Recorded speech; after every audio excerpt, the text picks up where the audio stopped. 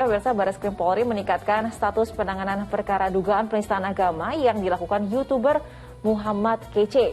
Walaupun telah menemukan beberapa bukti, statusnya kini masih sebagai terlapor. Untuk dilakukan takedown. Kasus dugaan penistaan agama yang dilakukan YouTuber Muhammad Kece masuk ke tahapan penyidikan. Penyidik telah memintai sejumlah keterangan dari berbagai pihak selain pelapor, yakni ahli bahasa, ahli hukum, ahli agama, dan juga IT. Penyidik juga menemukan cukup bukti dari keterangan beberapa saksi. Meski demikian, keberadaan sang YouTuber masih terus dilakukan pencarian. Setelah yang bersangkutan ditemukan, tentunya akan dilakukan pemeriksaan terhadap yang bersangkutan.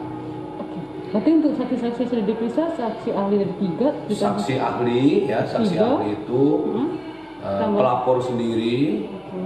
Tentu barang bukti ya seperti mengamankan screenshot ataupun video yang beredar tersebut. Nah, itu dijadikan sebagai barang bukti atau alat buktinya. Kemudian memeriksa saksi ahli. Sebelumnya, video ceramah Muhammad Kece menjadi kontroversi usai diunggah ke laman YouTube-nya. Pemicunya lantaran sang YouTuber mengaitkan Kitab Kuning dan Nabi Muhammad SAW dengan judul Kitab Kuning Membingungkan. Atas kasus kontroversi ini, Polri berharap masyarakat tidak cepat tersulut emosi dan mempercayakan penanganan kepada pihak berwenang. Muhammad Nur melaporkan dari Jakarta. Ya, astagfirullahaladzim, memang kasus ini sedang banyak sekali diperbincangkan di masyarakat. Pak Ustadz, kita tentunya mengecam tindakan pelaku yang diduga menista agama.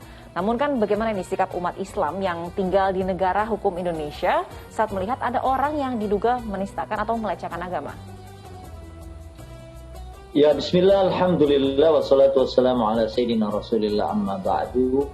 Yang pertama ya, dalam hal ini sebetulnya ini tugas saya gitu, karena dia melakukan atau memiliki pandangan seperti yang sekarang ramai diperbincangkan itu karena sesungguhnya adamul faham. Awalnya tuh Mbak Wanda diawali dari adamul faham, dia tidak memahami. Ya, surat jin misalnya yang diklaim Nabi itu ternyata tidak dekat dengan Allah, malah dekat dengan jin gitu.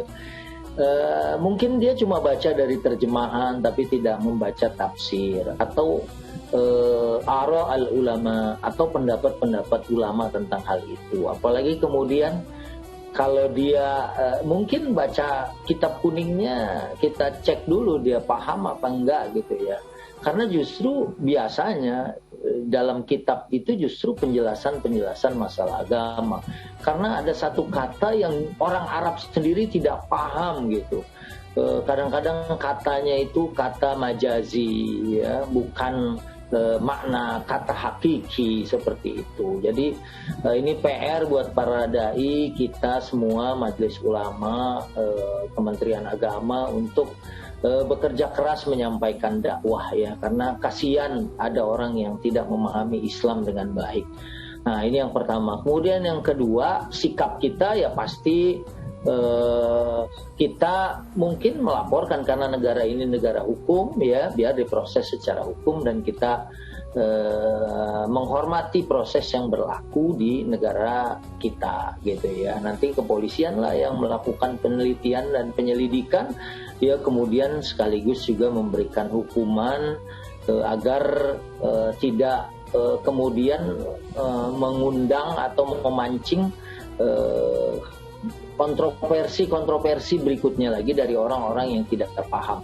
Mestinya kalau dia nggak paham, dia belajar, bertanya ya, bukan kemudian melakukan apa yang seperti dilakukan oleh seorang YouTuber.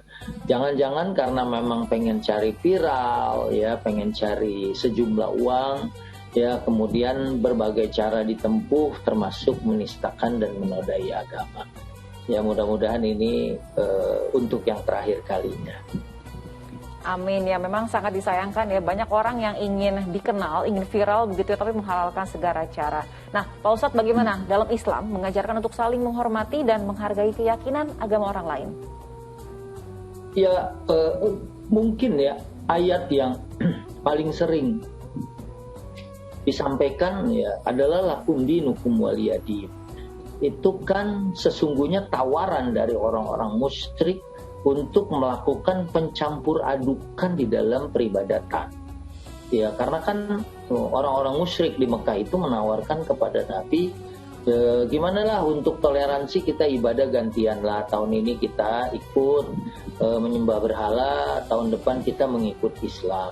Di dalam Islam ya nggak begitu, jalankan sesuai dengan keyakinan agama kita masing-masing, jangan kemudian dicampur adukan gitu. Dan kita mengatakan kemudian lakum dinukum waliyadin, artinya kita masing-masing kalau di dalam urusan ketauhidan gitu. Karena misalnya dalam ketauhidan Islam yang qul huwallahu ahad beda dengan trinitasnya kaum Nasrani, kan begitu. Nah, untuk masalah ini kemudian kita udah berjalan aja dan saling menghargai, dan tasamuh fil Islam atau toleransi itu kan dengan kesabaran kita membiarkan saudara-saudara kita atau umat lain untuk beribadah sesuai dengan agama, kepercayaan dan keyakinannya, tanpa melecehkan, tanpa mengganggu dan lain sebagainya. Dan ini kalau dilakukan oleh masing-masing pihak, insya Allah terjadi keamanan dan ketentraman gitu.